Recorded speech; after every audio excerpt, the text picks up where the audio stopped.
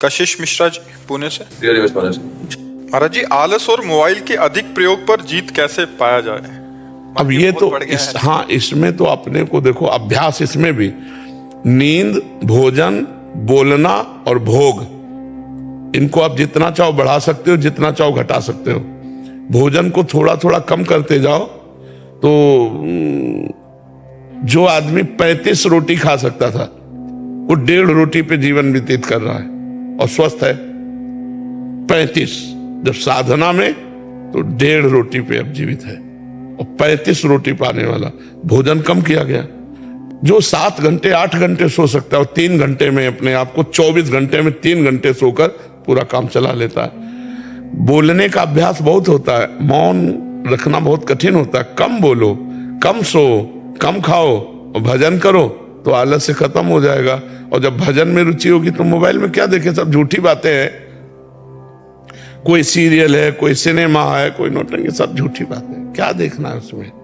केवल समय नष्ट करना। और इतना सामग्री मोबाइल में है कि अगर 24 घंटा लगे रहो तो लगे रहो। फेसबुक है और कौन, हाँ इंस्टाग्राम, जो का, हाँ ये सब इसी में लगे रहो, इसी में। पहले मैं चाहता फोन बहुत, बाद में मैंने आपका चैनल सब्सक्राइब किया। जब भी बोलता हूँ चैनल हो तो पूरे फोन में सिर्फ आप ही आते थे 24 घंटे। हाँ, अगर सत्संग सुनोगे तो बुद्धि शुद्ध रहेगी। उससे मुझे 6 महीने में इतना फर्क पड़ा कि मतलब कि पहले सिर्फ मैं नेगेटिव पूरा वैसा था।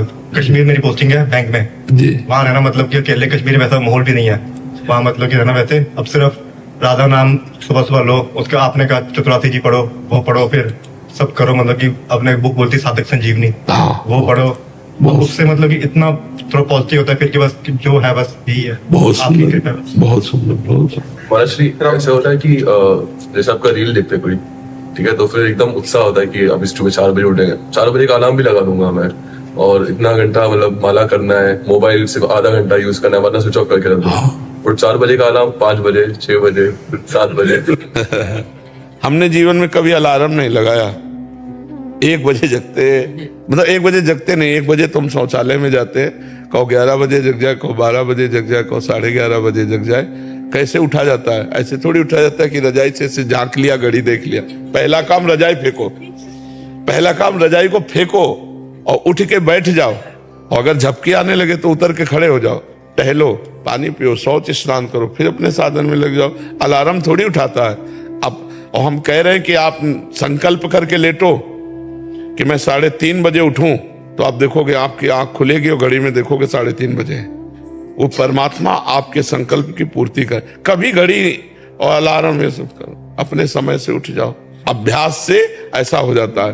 तो इसके लिए थोड़ा मेहनत करनी पड़ेगी कि अब जैसे अलार्म बजा, सुना तो तुरंत उठ जाओ, एकदम उठ जाओ, बिल्कुल आलस्य मत करो। ऐसा करो, पहले बिस्तर से हटो, रजाई फेंक दिया, बाहर हो गए और फिर एकदम मुंह आदि धो करके फिर नाम जप करने लगो, जो अपनी दिनचर्या में लग जाओ। 4 बजे तो बहुत कम है। 4 बजे तो यहाँ सत्संग शुरू होता है। लोग रोड में रात्रि में कैसे खड़े रहते हैं, तो पूरी रात भर लोग खड़े रहते हैं। तो हमें लगता है अगर हम अभ्यास करें तो हो सकता है, ठीक है।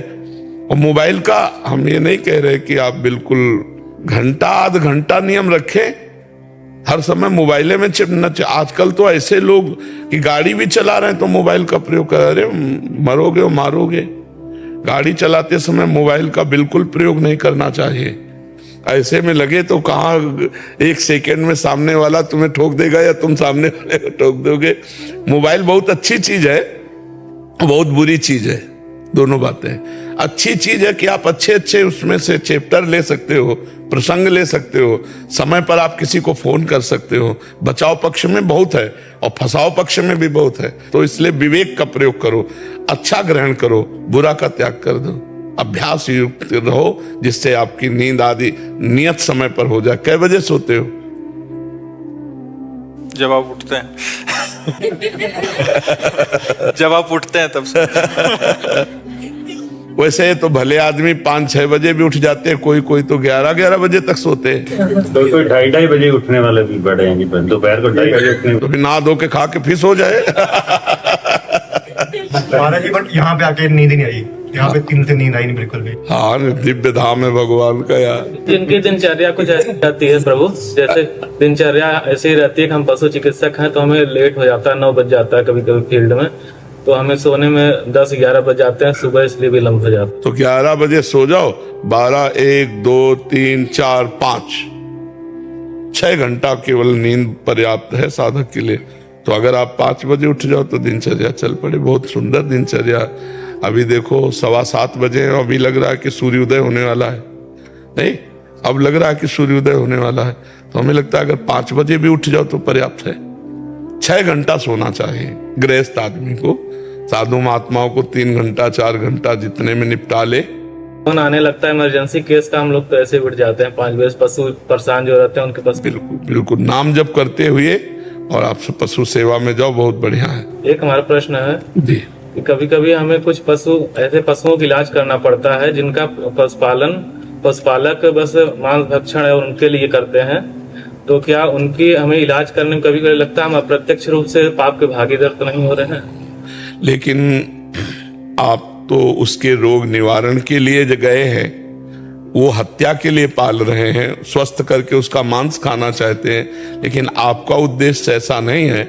आपका उद्देश्य केवल पशु को स्वस्थ करने का है। आपको आगे की बात नहीं सोचनी है। आपके पास मन में बड़ा व्यथित होते हैं कि हम इसको यहाँ बचा रहे हैं लेकिन आगे चल के इसको और दूर। हाँ, पर आगे की बात ना सोचो।